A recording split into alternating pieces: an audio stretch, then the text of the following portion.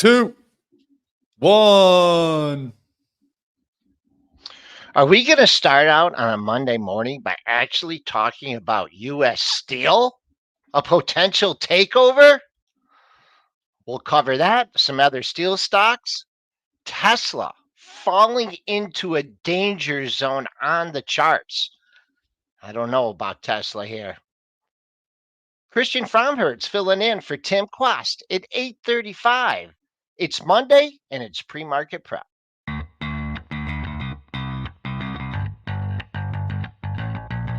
Coming to you live from downtown Detroit, this is Benzinga's Pre-Market Prep with your hosts, Joel Elconin. This is a volatile puppy here, isn't it? And Dennis Dick. I'm bidding a penny. I'd buy that stock for a penny.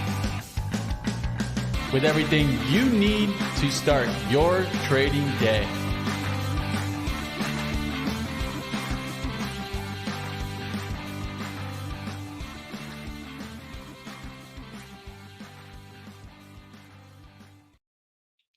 All right, good morning, traders and investors. We got a big old range overnight, but the net is up 575 at 44.8650. Can we get back in the 4,500 handle and stay? We got the buck up about a dime at 102.78, clearing the last week's high.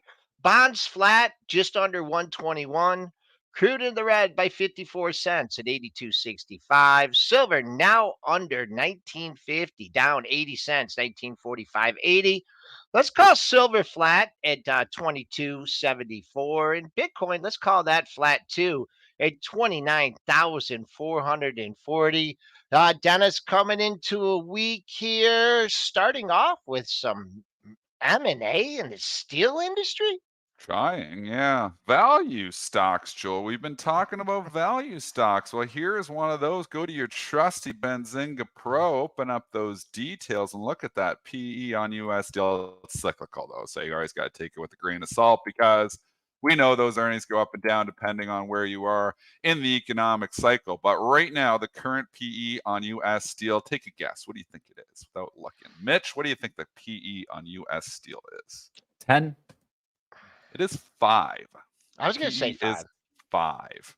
Now, again, always the cyclicals are cyclical for a reason, because when the economy goes to a downturn, they actually can start losing money, and then the PE goes infinity.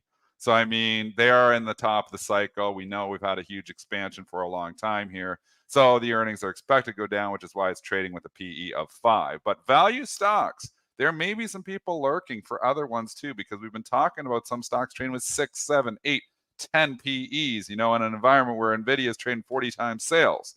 So, there's a separation here, value versus growth, and value has been winning here for the last month and a half. Value stocks, US Steel definitely winning here today. Coincidentally, I just had a little bit of US Steel long in my overnight portfolio, so it's always nice when you come in and have a 27% winner. That's kind of a day maker in my overnight portfolio. I don't even remember why it's in there. I was like trying to remember. It must have been, some type of arbitrage trade or something, but it was small. I was like, I wish the position was bigger. It's always not big enough when you get, something 27%. But let's go talk about this deal. Give us the details here, Money Mitch. It's just, so this is not an actual deal. This is just that they had received an rejection of the deal, right? Which is even probably worse, right? Let's talk a little bit about that. U.S. Steel invited Cleveland-Cliff to join a strategic review process. So Cleveland-Cliff had offered $35 per share for U.S. Steel, which was rejected. The offer included $17.50 in cash and a 1.023 shares of Cleveland-Cliff stock. Of course, this would have amounted to a premium of 42% of U.S. Steel's price recent closing. And now we're starting to hear different comments from analysts. KeyBank Capital Markets analyst Philip Gibbs said that automotive's OEM wouldn't welcome the deal, of course, because Cleveland-Cliff is currently the largest supplier of automotive grade steel in the U.S., while X has shipped more than 20% of its volumes to auto/transportation market in 2022. Again, I do think you're going to see some M&A activity in some of these beaten down value names in the back half. So I think it's going to be a value outperforms growth in the second half of 2023. It was growth obviously outperforming everything in 2023. But I think value is going to pick up the slack in the second half. One, because I think growth is going to be weaker, but two, I just think that there's a lot of names that are significantly undervalued. I've talked about ALB, and this has nothing to do with this lithium play, but again, cyclical, so it's at the top of the cycle, but trading 9 times earnings. There's a lot of stocks trading 10, 9, 8 times earnings. I'm a value type of guy. These are the kind of stocks that I like. These are the kind of stocks that I'm biased to buy. U.S. Steel, I'm not going to chase it here, though, because, it's up 27%. There was a rejection of a deal. I mean, bird in a hand. I had some overnight. I already sold it. So I'm out. I sold at 29. I sold right here. I'm like, bird in the hand. Thank you very much. Does it get killed and give it all back like a Penn Gaming? I don't think so. It's kind of an eye-opener that there is people lurking for some of these value names. But at the same time, I mean, you're not going to pass on a 27% gainer when we're not in this raging bull market anymore. Well, man, a couple different things here. The news was out with the 35 price, potential takeout, and I know it was already rejected, but it got a nice pop. I mean, if you would have got up at 4 a.m. in the morning, I mean, on your toes. I mean, this thing opened at $26. You hit $30. You Higher. just over 30. You went to I believe 30.14. So 30 looks okay. No, maybe not. 29.96 is your pre-market high. There's another high at 30. I think the fact that it's still holding on to, a majority of its gains, people don't think this It's a good is, sign. a dead deal. Would there be antitrust with this though? I'm thinking with how It's many. smaller, but it's possible for sure. So, I mean, there is risks. Even if this deal was official, it's probably not going to 35. Remember, part of its stock too, it was. So obviously you have the CLF. But you know what's interesting? The CLF, which was weaker earlier, very weak earlier, at $13.75 down a dollar, has come all the way back and gone green here now. So that's interesting as well. I wonder because, and let's look at the market caps here. Maybe you could go into the Benzinga Pro and just show us how we do this, Mitch, here. I go into the details. And, we have all this information in the Pro. And obviously, there's lots of places to get fundamental information. The Pro is such a nice way of doing it. So Cleveland Cliffs, I'm just curious on the PE on this thing. Current PE is 31. Forward PE is looking like 9. So again, these are cyclical earnings that bounce around a lot. But what I was really curious, the market caps here. So we had a $7 billion market cap in Cleveland Cliffs. And how much is the U.S. Steel market cap? Because I bet you these companies are close in size. X market cap is $5 billion. So yes, these companies are very close in size. You wonder, Joel, I'm just wondering here if, Cleveland Cliffs coming back. It's like, well, this deal's not going through, but could Cleveland Cliffs even be a target? For somebody else in the steel industry? If you're going to start seeing M&A in this, why, with the company that's potentially the acquirer here, why did it all of a sudden go green here? I'm wondering if people are thinking, well, this deal didn't go through, but there could be some M&A activity, and hey, Cleveland Cliffs could be a target here too. I don't think it's a reach. Oh boy, Maybe the favorite Nucor, right? The biggest one in the. And Nucor is the best of breed. Nucor is the Best gun. of breed. Nucor is the company that would probably come in and potentially be an acquirer on some of these. It's a huge company with a $41 billion market cap here. Nucor's PE is only 7 as well, 9. And I had Nucor in the long-term portfolio for a long time. I finally got rid of it about a year ago. About these prices, actually might have even been higher than this. When it had that ridiculous run from like 90 to 180, and I'm like, this has just gone nuts. This was in early 2022. You had a cyclical steel stock doubling in 6 months, and I was like, that's enough. So I sold it. I would rebuy Nucor at a certain price, but Nucor is definitely not a target. But these smaller steel companies could be. The PEs are reasonable. You see, you're in this consolidation period maybe where, companies are looking to cut expenses, looking at, different ways to obviously, grow, but also to cut expenses. M&A activity could do that here. I think there could be some M&A activity in some of these, metal sector. You could see Nucor has had a nice rally. It's trading up on this. I mean, I just kind of look at it too from, excuse me, the implications of, like where the economy, like, is there a recession coming, or are they looking to, cut costs, as like you said, consolidate? It's really out of the blue. So we'll see. Maybe Cliffs comes back with a sweetened offer. Or, as you mentioned, someone else may be coming. I mean, historically, U.S. Steel has just been just a really a range bait. And it seems like you look at it, it's always at It's been a cyclical $25. stock. Yeah, it's been Cyclical a company, cyclical. cyclical stock. Yep. When you're in the expansion, it's doing really well. When you're in the recession, it's really getting killed. Very, very cyclical.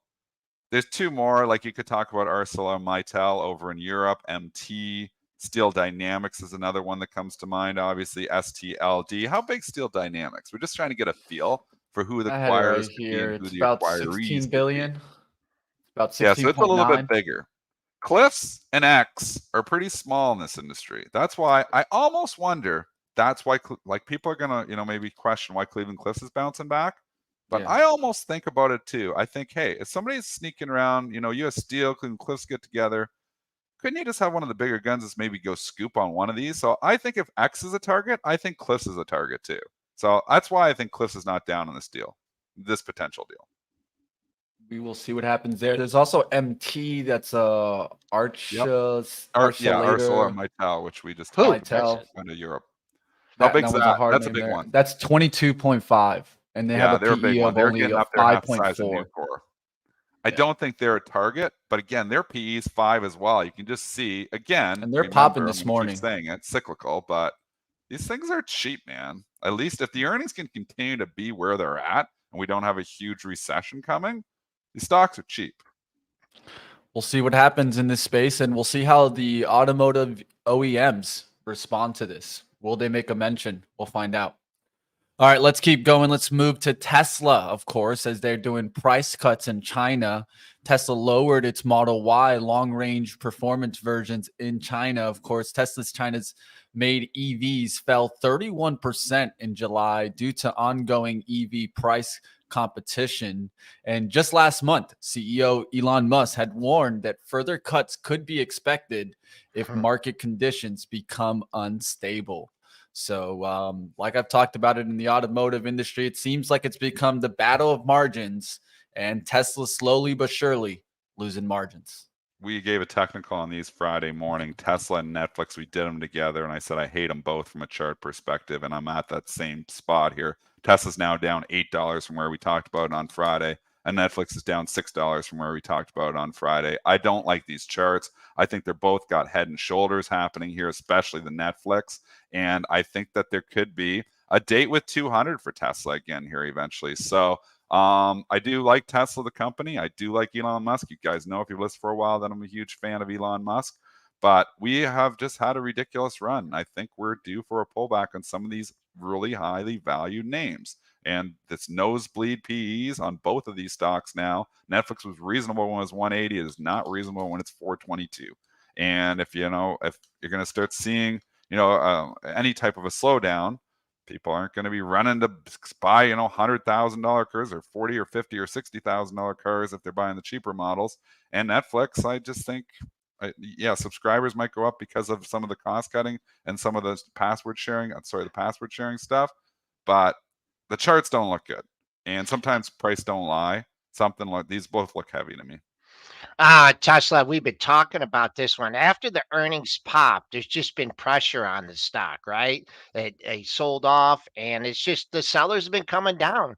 280, we couldn't wiggle out. 270, we couldn't wiggle out. 260, they couldn't wiggle out.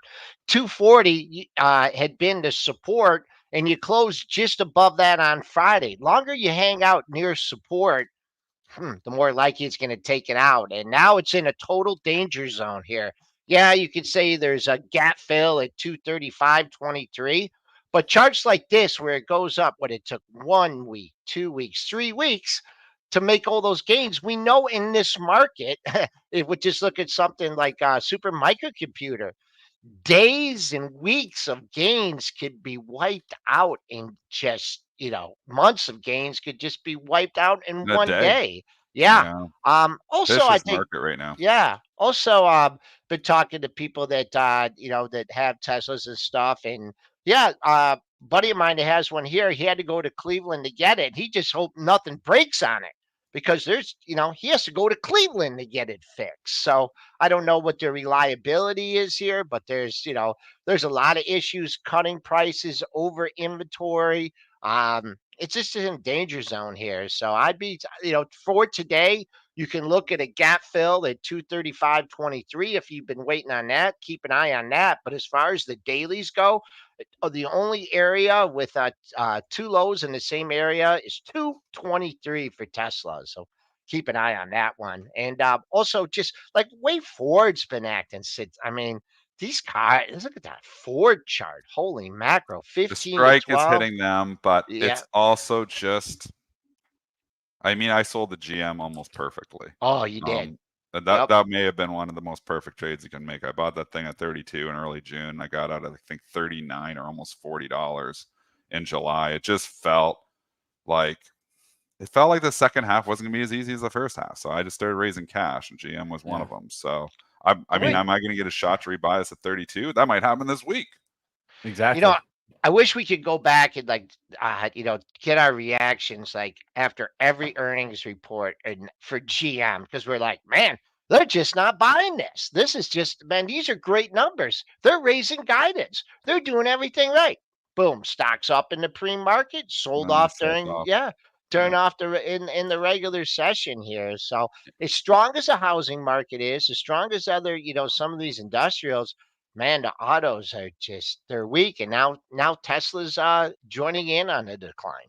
Well, the Ford Lightning has not helped Ford whatsoever. I mean, this was supposed to be the EV. This was supposed to be like everybody's going to want a Lightning. And then, I've talked about, these reports and the towing capacity is just killing the battery.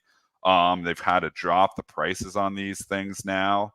I mean, it's just not going well for Ford on their EVs. So especially with that Lightning. So yeah, there was a recent the story is hurting now.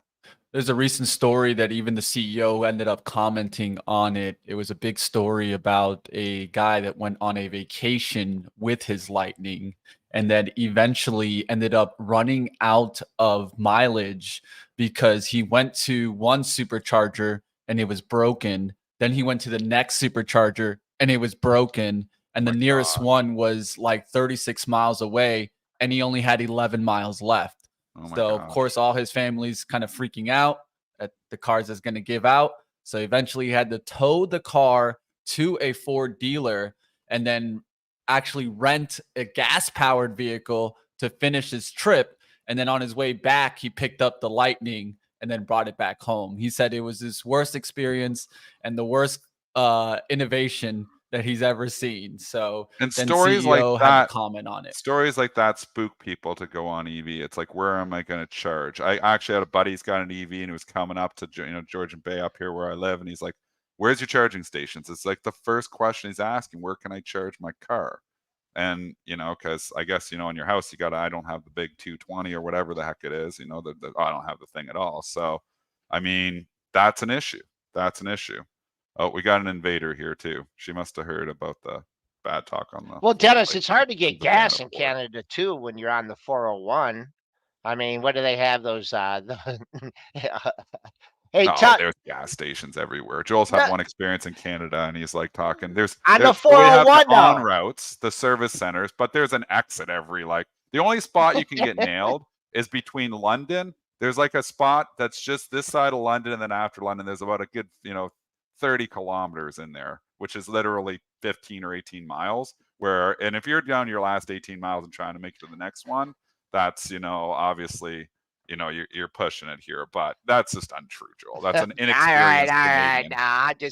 You're half Canadian and you're trash talking us. One thing to keep in mind, everywhere in Canada. Of course, the strikes haven't really kind of hit, right? And they're trying to get 40% more on wages. We just heard what happened with UPS Teamster, right? They got what they wanted. And I don't know about you guys, but I'm literally considering an employee changement. As I could be making 170,000 with UPS. I mean, let's just be honest, guys. That's some pretty good money. That's setting a high bar, man, for these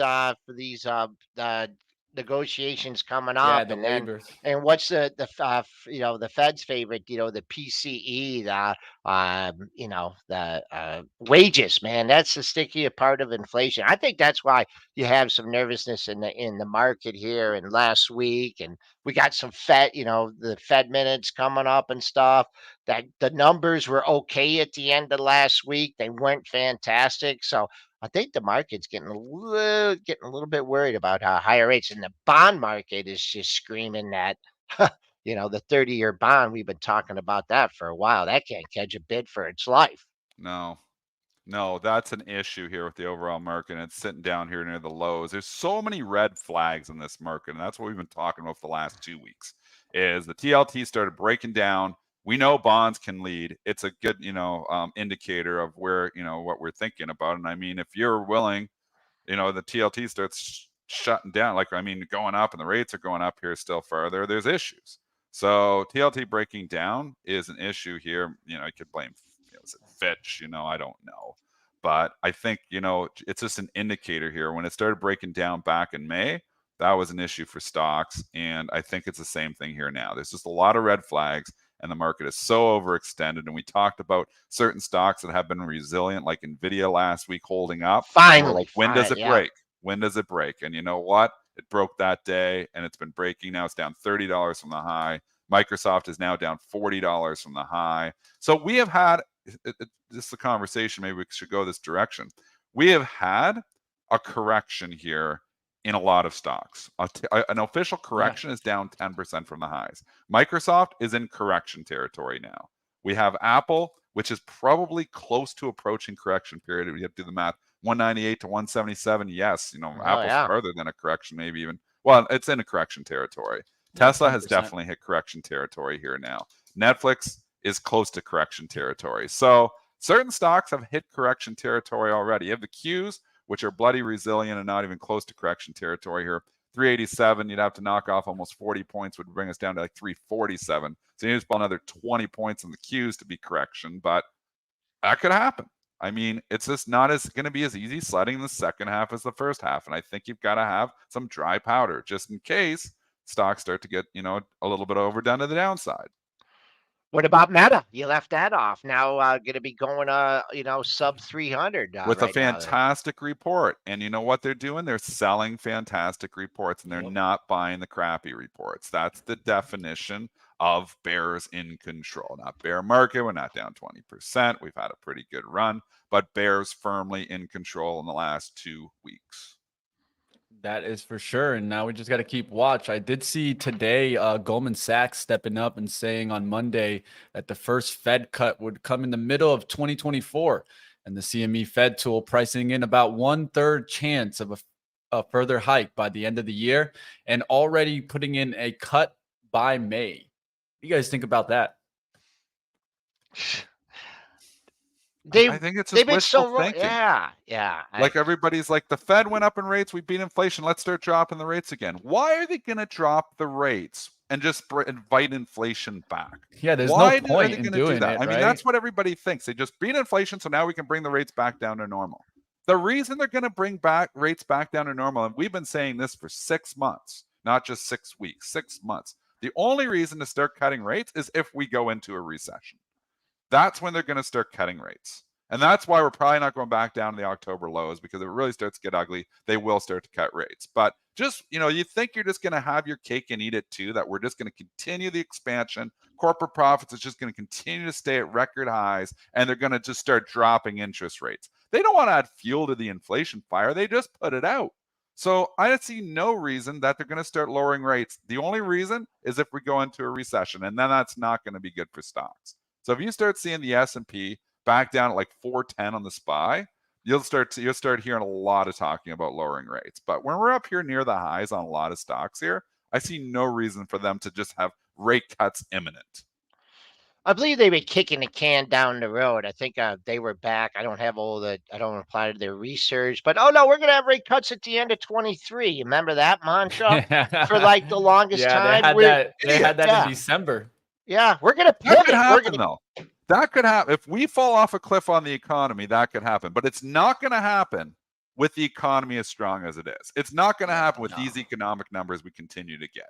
So, if you want to say, I think we're going into a heavy recession by the end of the year and the Fed's going to have to cut rates, I'll buy that.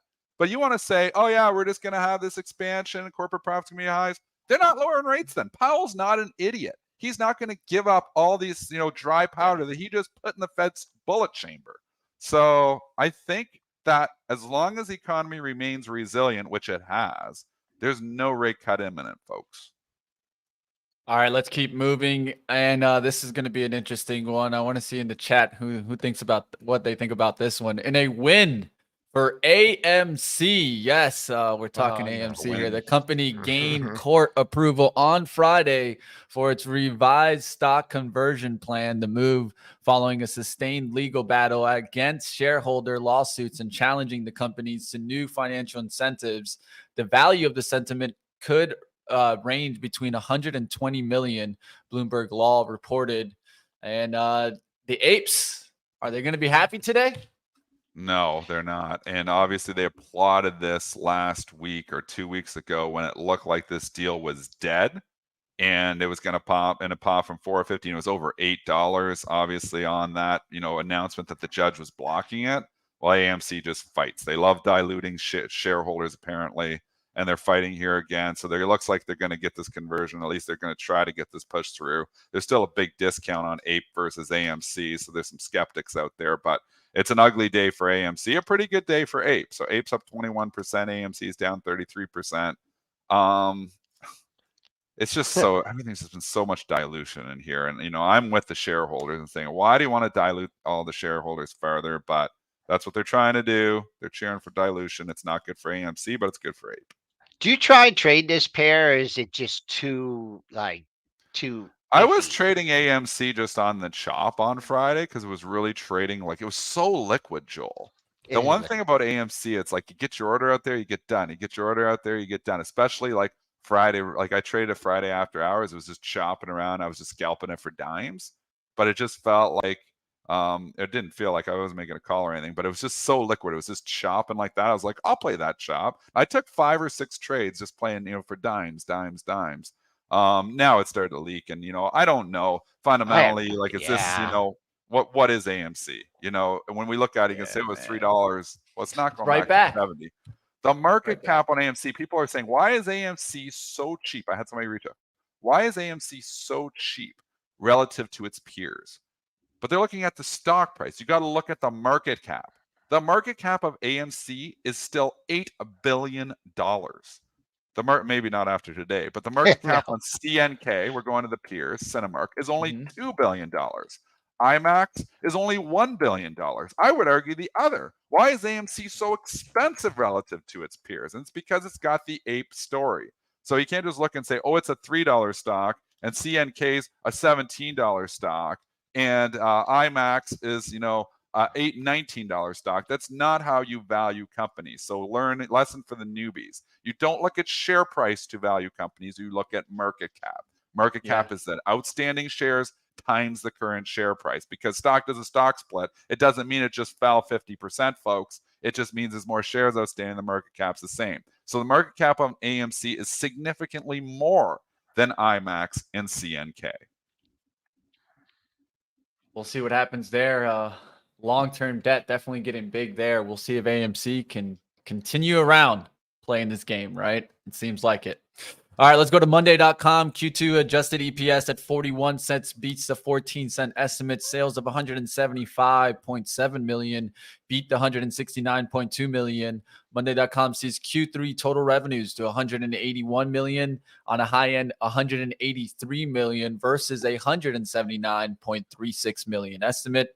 Also seeing the full year 23 revenues up higher than the estimate of 704 with the high end to 717 here. So looking good for Monday.com.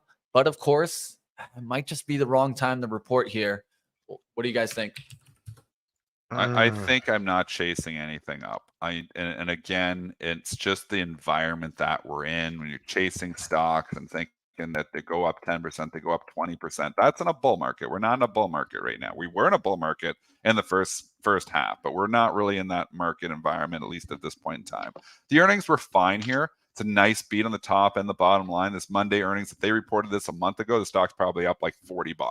But they didn't report it a month ago. They reported today. And I think these earnings are good. I think the revenue was good. I think the guidance was fine. Everything was fine on this quarter. But you just got a fact that we got overhead supply here now, and investor, not analyst, investor expectations are too high for all these stocks. Just a real quick market update here. We have some selling pressure here. We went from nice in the green by 6-7 handles. Now we're in the red by 6 handles here. Just a little bit of soft, not seeing any relevant news. You got a nice pop on this. Ivan Feinseth talked about how he liked it, I believe, a week or two. Pre-market high is 166. So first objective, you just want to take out that pre-market high. And if you get some continuation move, halfway back of this decline is 170. 172.16 is a daily high. But first things first, very important for this to get through the pre-market high.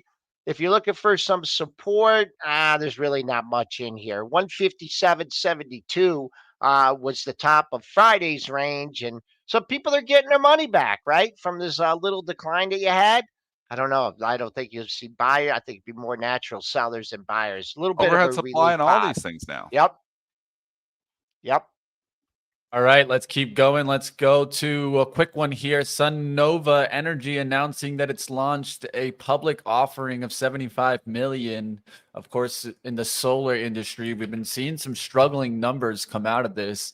This came down pretty quickly, but it's right back up close to its closing price on Friday. All these stocks have just been a disaster. The only one that's been holding up is First Solar, and you just wonder when that one breaks too, because all the other ones have broken. TAN has been a disaster. I keep thinking TAN might eventually catch it, but it does not. Enphase continues to leak. SEDG has now joined the party and is breaking down to new 52-week lows. SunPower has been an epic disaster basically since 2021. CSIQ slowly starting to leak here as well and not looking great either. Man, there's so many sectors just not looking great. And solar has just been a disaster. It's battled back. Now we don't was there ever a price floated with that, or is it been priced yet, or is it already been priced? Because you got to break down to 1422. It's hard to talk technical when you have something as offer, but I tell you right now, I like 15 is just the way it broke and then came back. You still have to respect last week's low, right under 14, right under $15, 14.94, 14.96. Coming back, man, this thing has just been under pressure. And let's just use yesterday's high. That's the lowest high you've had in the one of the lowest highs of the move. So 15 to 15.90 for SunNova. But you mentioned TAN's been breaking down. Boy, oh boy, just is nothing looking good in this sector. Not in a lot of sectors here. Certain things are holding up okay. I mean, Walmart, defensive stocks are starting to show some life here, but overall, this market has turned to risk off. Should we grab Christian? Yeah, let's go to it. Let's get to, of course, Christian Fromhertz going to be joining us. You guys smash the like.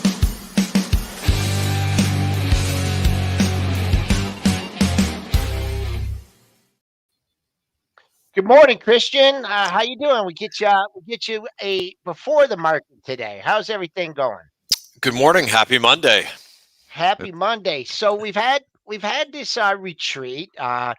Some corrections, major corrections in some sectors. Others are still holding up pretty well. And also, I'd like to get your perspective on this. I mean, we're talking about a correction, and we're like 120, 130 points off the high of the move after a major rally. I think we're still instead of talking correction, why are people talking, wow, we're really in it. We've had a major rally and we're the top of the range. Yeah, exactly. And so far we've been coming in a bit, but we're really not that far from the highs, depending on what you're looking at. So I agree with a lot of what you guys are saying, going through different sectors, which is what I do as well. And there's just not a lot of attractive areas. And, it is the middle of August too, so this is kind of playing out. You keep hearing about the seasonality this time of year, and so it's kind of living up to the hype because we're just not seeing a lot of great price action. There's not a lot of things to really get you excited, so it's kind of a little bit of a waiting game. And you're seeing that confirmation with looking at what's going on with the U.S. dollar right now. U.S. dollar is moving up. Rates have been moving up. It's bond yields have been moving up. So these things are kind of telling you to pump the brakes in terms of overall risk taking and be a little bit more conservative. Yeah, there was a headline that came across the tape that was about the China currency falls to the weakest since November. So, does that get you really excited about putting on some new trades for to start the week? There's lots of things to worry about, but is this just, the opportunity? Some people are arguing that we've been in this, huge run here. Now we got a pullback here. Now everybody's starting to get bearish. Maybe we're doing it backwards. Maybe we should be looking at buying stocks on this pullback, Christian. Is there anything you like? Just a couple things. Just a couple. You're scaring me. Yeah, I mean, normally, and it's just it's a product as well as what we're seeing with market breadth. Not only does the price look lousy, but you're also seeing that in terms of the looking under the hood and seeing what's going up versus what's going down, and there's a lot more stocks that are going on. We've got weak breadth for now, so it's a bit of a waiting game. The couple sectors that I think are interesting is energy. We've seen a nice move in crude over the last couple weeks, but it's tough to kind of get like all in on energy too, because you're hearing about this weakness in China too, and that's going to be a driver of that. But yeah, I mean, energy stocks, I mean, it goes to your value argument, and I agree with you. Like right now, it's more value stocks are starting to trend higher versus growth, so that's a great place to look because they're not expensive. And some of them look pretty attractive depending on which energy stocks that you're looking at. And then healthcare stocks, and I can share my screen. We can Let's do that. We go through a couple charts which I think are interesting, even though there's not a lot. Is it present, right? Yep. Yeah, you can go ahead. I'll walk you through it. Present, and then you got some screens, or you can do windows, and then you'll get it up there. Top tabs. Yeah, let's do window, and then do I have to define the window? Let's see. Let me try doing not the entire. Pick your window. Yeah, pick. Or you can pick your holes. All right. Yeah, one thing that I'm going to be, and go ahead, Christian, you can get it up. There you go. I think I got it right here. Let's do it. Yeah, I mean, so something like this, if we look at the weekly chart of XLV, this is the healthcare ETF. What I like about this, and again, it's just like the beginning of something. It could be the beginning of a move higher, but I like this big long trend that you've got previously, and then a whole bunch of sideways price action. So, again, there's no rush in this one, but I think that this could be a nice area to be in. Possibly for the back half of this year, and I'm watching to see if this really can break 135.25 on the weekly chart and kind of resume its trend and basically go out and to the right. And it just seems like without a major catalyst right now in some of the other bigger areas like tech, consumer discretionary, I think like this is a nice area to explore, and you can kind of look at some individual names, but it's not ready yet. This is the daily chart where you can kind of you can view a little bit closer, and I would be looking for a break above 136.20. Right. Next thing is to kind of maybe look at some individual stocks here, but obviously Lilly and names like that, they're driving the bus. What's that? They're driving the bus, Lilly, and something like this. Yeah, and that's what makes this market kind of has been difficult because they're so far. Lilly has made such a move. I can't chase Lilly up here. I've got to see some type of a move a bit lower. So that's what kind of says be patient with some of these groups. But another one too to look at is PPH, which is pharma.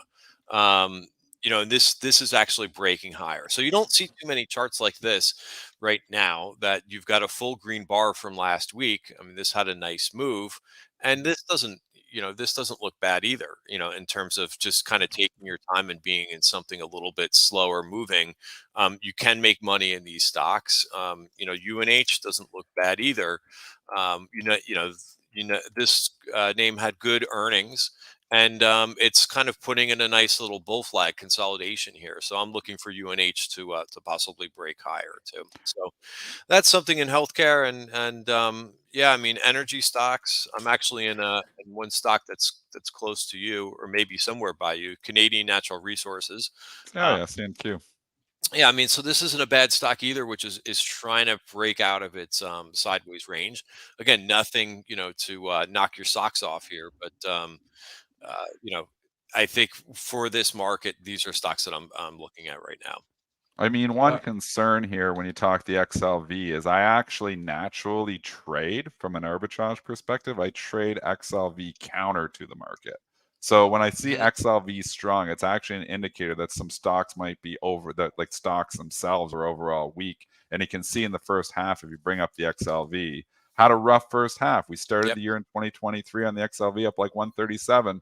By about April, we were down to 123, which is a pretty significant sell-off for a conservative, and XLV is conservative, lower P stuff and defensive.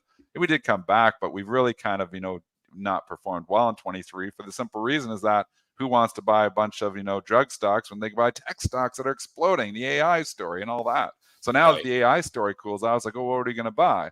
Well, let's go buy some drugs. So actually, a lot of times you see XLV when it's showing strength, it's an indicator of overall market weakness. Yeah, absolutely. It's defensive, and that's not where that's not where it was at in the first half of the year. And and granted, there was a lot of catalysts. There are a lot of other better places to be, a lot of nice catalysts, and now those catalysts have kind of seen their run, and it's got to be something else that's in that group. I don't think that I mean AI is not going away, but I don't think it's as the hype has run its course, and that happens. That happens with it needs a cooling period. Yeah, and remember it, and I think that you guys, I think Mitch brought this up last week. You could correct me if I'm wrong, but it was the same thing with with the metaverse. Like that got really popular for a bit. Now I think AI is different than the metaverse, but these themes will play out and they'll get hot. And there was nice momentum in these groups, and there is a change in tone and Nvidia and things like that are going to see bigger revenues from that trend, but that's already kind of that's already been played out and in the stock at this point. But some of these stocks, I you mentioned SMCI, and this is a name that's just gone up so much. I mean, you guys were all over this in terms of the right before the earnings, and I listened to you guys, and I had a small position in this that I've been holding for a long time, and I sold this before earnings because really huge. Yeah, good call. How you do it, Christian? Thank you, but it was there's the call that you guys made, and just saying, hey, they're going to have, if you've seen the trend, or if you've been paying attention to the trend so far in earnings, the names that are up on the highs are just they're in danger territory of seeing a lot of sellings, pressure into them, and so I like this company. I'm waiting. I'm trying to be patient for to possibly get back into this, because I like this name. I think this story continues here for the next couple of years in this. I don't think the story is over here. I think there's actually a story that is going to eventually get hot again, but you're right. Patience is the key here. Yeah. I took a quarter of a size of a normal position, and actually on the day it bounced up the next day, and now it's come back down from there. So I've started nibbling in the long-term investment portfolio here because I was looking, from a valuation perspective, it's not even crazy either. I think you could have a date with 200, but and I think I would buy some more if it went down there. But I think that when the market does turn around, I think this is going to be one that leads the charge. But I don't know if we're anywhere near a turnaround here yet. Dennis, just the way you were talking about that one the other day, you're like, Yeah. oh, this, I could just tell it was like you didn't have the conviction. Oh no, And when I do a quarter size yeah, position, Joel, yeah, I yeah, rarely, so I for my know. own trading, just and Christian, you might know this about me for listening a long time, but when I go a quarter size in the long-term portfolio, it's like, nah, take a taster. Like Yeah, a little absolutely. taster. It went down $100. I'm like, I watched this thing go up. I was like, little taster, just in case it gets a dead cat bounce. It did not. But when I'm doing, like, when I'm convicted, I do a double size position. So I come in, like, if I enter with so much money and I'm convicted, I like go double size on. Like Enbridge is a double size position for me. Just when ex-dividend here today, people are saying, why is it down? It's down because it's just when ex-dividend, you got paid a 88-cent dividend.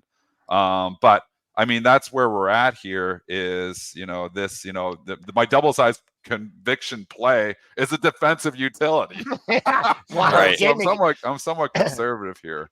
No, Christian, same thing. Yeah, I mean, and I think that's the right way to be tackling these names that are falling right now is to basically be legging in and keeping a lot of dry powder and saying, hey, this name may not be done going down. In fact, I think it could go down to 224, and that's where I would be a little bit. That's where I might really add it, but I might take a couple.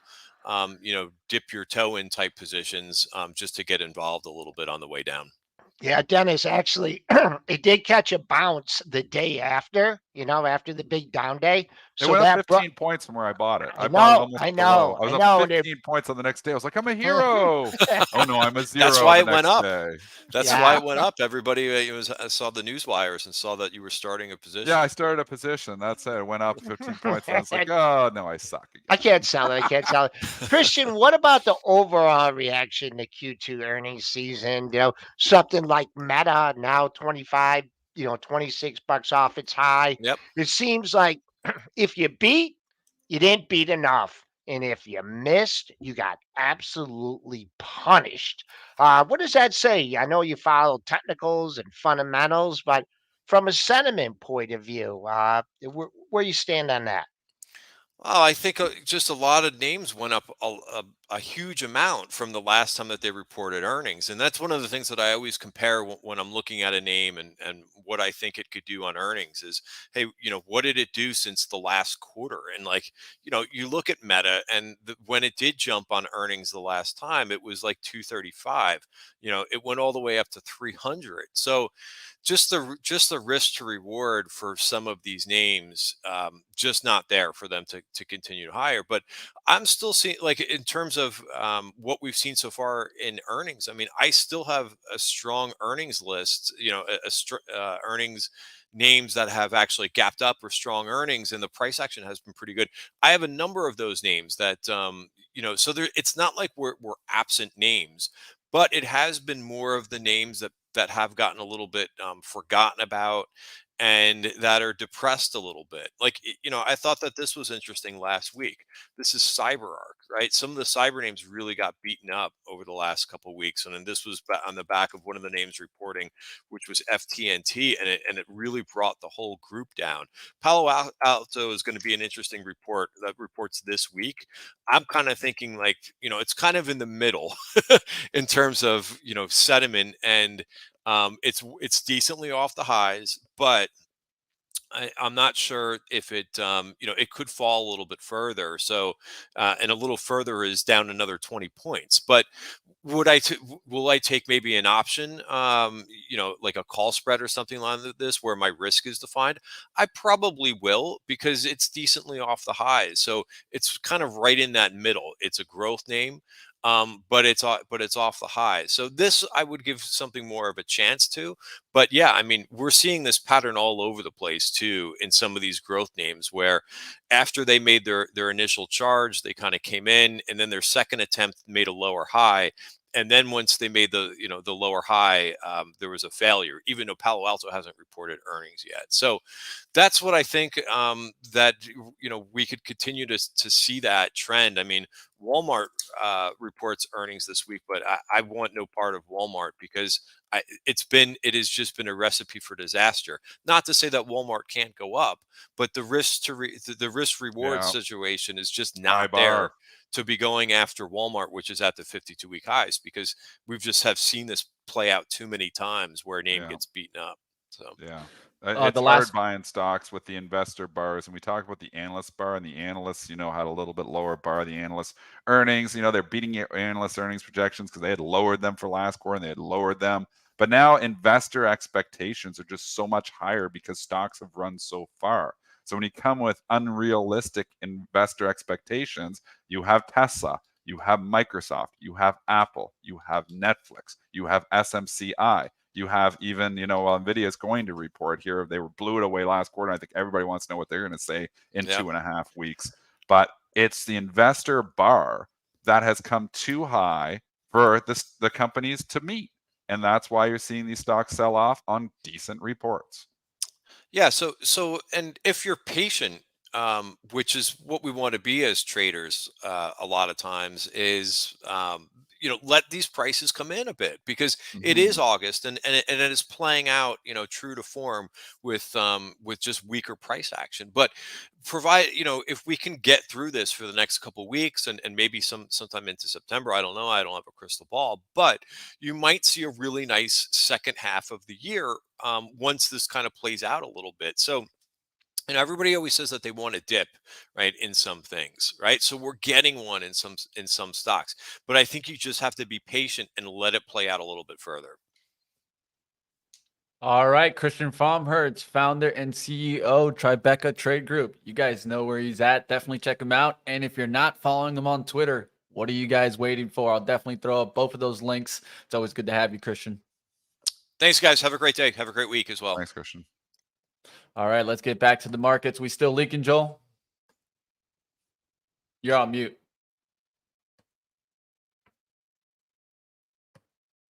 We sure are. We're 10 points off the pre-market low at 44.65, but that's not the real number. The real number for today, the week, the month, the year, the decade, the century is last week's low at 44.59. Bull and equivalent, find the equivalent with your spider. If you have any hope of this is the end of the correction, then last week's low is going to hold. All right, let's go to some notable analyst ratings today. I got an interesting one here on Okta. Goldman Sachs upgrading Okta to buy and raising a price target to $91. This is kind of a rating that I wouldn't expect on a time like this, but they're stepping up to the plate here on Okta. Goldman Sachs will often make contrarian calls. They aren't scared to upgrade something that's in the gutter or downgrade something that's run too far. And it's probably because they have so much weight. They know that they will move stocks. You have a smaller boutique brokerage that isn't going to move price as much. Goldman is the gun, maybe still the most influential analyst on the street. So analyst firm. So, Okta has been in the gutter. It had the big run up in May, and then I guess they disappointed earnings, and then it's hanging out here for basically 3 months, has gone nowhere. So, where other stocks in June and July continue to go higher, Okta did not. So, Goldman's making a contrarian call. This is clearly a contrarian call here, saying there's a catch-up trade here in Okta. It might be the case. I don't like to fight Goldman Sachs, especially on some of these contrarian calls here, but it takes some guts in this market to be upgrading a tech stock that's sitting near the 52-week low. Pre-market high is just under 75, no, just over 75 at 75.12. There's one daily high right there too, 75.23. So that's onus is on the bulls, man. Get it above, make a new high, and just keep on running. Your next daily high would be closer to 76.42. And also with these kind of moves, like if you're going with Goldman, you're going right with the open.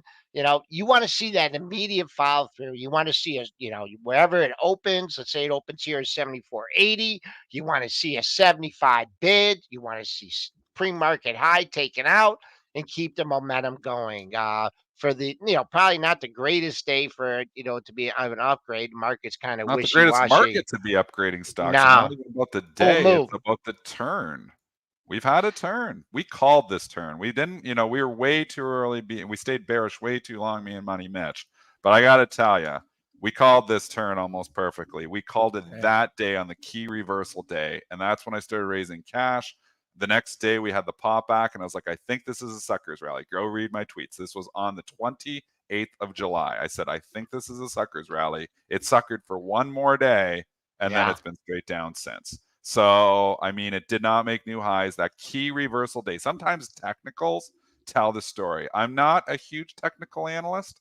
I'm more relationship based, look at the overall picture type trader, but sometimes technicals lead the charge. And I will tell you, the technicians were winning because on July 27th, we had key reversals in everything.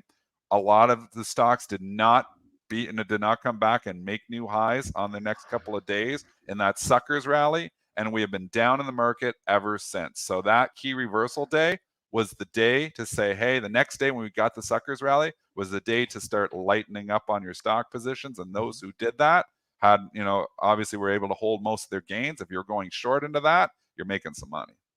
It was tricky because it went up the next day, then it went up the day after, and then it just kind of hung in there. So a lot of it is timing, but and also we've had some negative fun, that the downgrading by Fitch, and also Moody's has been weighing on the market, but we'll see. We'll see. Should be like I said, just really keeping an eye. If this is a more of a corrections going, then we're going to take out last week's low 44.59, and then work our way towards 4,400. All right, team. We got some requests out there on Twitter, and always give us some feedback if you guys have any. They wanted to take a look more and more into the earnings calendar. So really quickly, I wanted to at least bring this up so you guys can look out for what's coming later in the week. Not the biggest earnings coming here right now on Monday, but tomorrow before the open, we'll get Home Depot. And then later in the week, we start getting more retail, right? You get TJX, Target, Walmart, Ross Store is going to be reporting this week. John Deere on Friday. What are you guys going to be paying attention to, guys? I think it's important with the retailers, is it, is a higher Let's see what prices? Target and Walmart say. Yeah. Yeah. Like I'm looking at the list, and Home Depot, obviously Tuesday, everybody will be interested. How obviously people still doing stuff on their homes. How's that looking there? Cisco will be interesting because the stock's at a 52-week high. I mean, there's not a lot of stocks sitting up near 52 weeks highs, but Cisco is. So expectations higher for Cisco here as well, which is rare for Cisco because it's normally not sitting up at 52-week highs. But everybody's looking at Walmart. I mean, it's the stock. Thursday, Walmart is going to be the driver of the bus. What's going to happen here? Walmart just bunching up here just under 162. You did get a 162 print in on the 9th, but it looks like the big boys just peeling out right at that 162 area. So I'd keep an eye on that. That not only is that 162.10 a 52-week high, that's an all-time high as well. Barely exceeding the high back in April of 2022. And we know what happened after that. You can see by their next red candle, big, thick red candle back in May of 2022. All right, that's going to do it for us here on Pre-Market Prep. Any last levels you want to give, Joel, before you hop? No, I said it once. I said it twice. I'll say it just one more time. Just so important when you make a low on Friday to get a bounce the following week. Show that that's a good low. And then on the upside, we got to clear 4,500. Get back into that other handle. So going a little bit wide, but that's what you have to do sometimes in these markets. Dennis, any final thoughts from you? I think we just sit in this environment where rips are getting sold. The same thing happened again this morning. We're up overnight. It seems like we're in Groundhog Day around here, where they pump them and jack them overnight, and then we give it back either in the morning or intraday. It's happened here again. Remember, though, we're not in this where everybody's bearish. We're not in this sell stocks at any cost. So you're going to get rallies, and those rallies are being sold. When was it? Thursday. We had that significant rally. It gave you another opportunity. You got another opportunity. The people who are long stocks, and now if they get beat up here, they deserve it. because we have had so many opportunities to get out of stocks. This market has been so forgiving. Even after the key reversal day, we had 2 days where we almost got back up to those highs, and then we get another day where we have a key reversal day. And, then we get to Wednesday, and then Thursday, we have this rip roaring rally off the CPI. I think it was the CPI data or PPI. I can't remember which day it was. But, we were up like 50 handles. I'm like, what? And I tweeted out, what an opportunity. What a great time to sell stocks. So I think we're still in this environment where you don't have to panic and sell it in the hole because you continue to get rallies. But one of these days, you're not going to get a rally. And that's going to spook a lot of people here. But just slowly and quietly, we've been kind of death by 1,000 cuts over the last 2 weeks. Tesla's 235 now. So, you were 299. So just quietly, we've lost 65 points. So at a certain point in time, keep listening to the show, folks. At a certain point in time, we will turn bullish here again.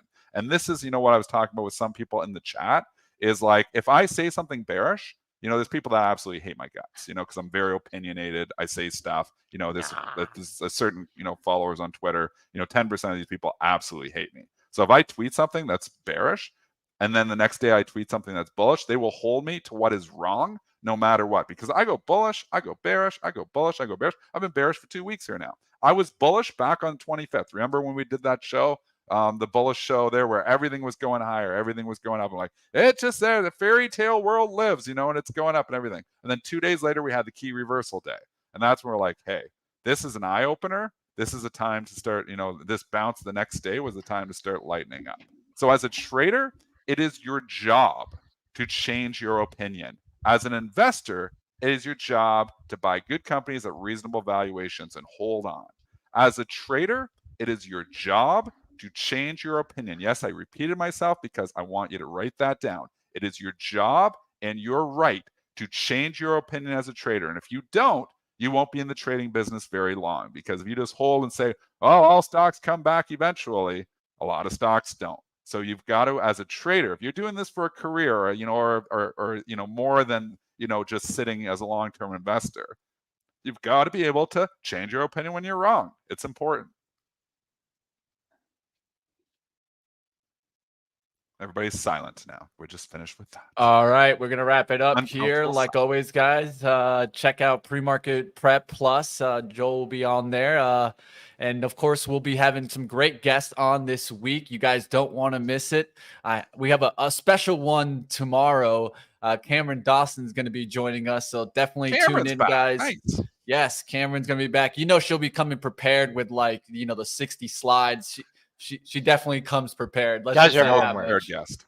Oh, that's 100%. And then, like always, catch us later this week. A lot of earnings reports going to become. We'll be right here. Pre-market prep, like always. Smash the like now to bring you guys over to live trading. That's coming up next.